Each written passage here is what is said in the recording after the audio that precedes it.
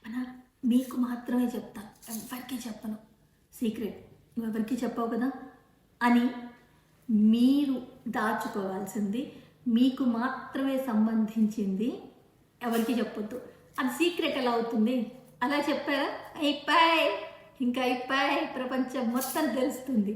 వాళ్ళు కూడా అలాగే ఇంకొకళ్ళకి నీకు మాత్రమే చెప్తున్నాను ఎవరికి చెప్పొద్దు అంటారు. వాళ్ళు కూడా అలాగే చెప్తారు. అలా అలా అలా అలా అలా చేరి చివరికి మీ మాట మీ దగ్గరికే చేరుతుంది. ఆశ్చర్యం వేస్తుంది ఎలా చేరింది అని. ఇంకా చెప్పాల్సిన అవసరం లేదు, ఎలా చేరిందో అర్థమవుతుంది. అలా అని వీళ్ళని అడుగుతారా? అయ్యో, అడగడానికి మీ మనసు ఒప్పుకోదు, ఒకవేళ అడిగినా వాళ్ళు ఒప్పుకోరు. కాబట్టి అలా అడిగే కంటే మీరో దాచుకుంటే సరిపోతుంది కదా.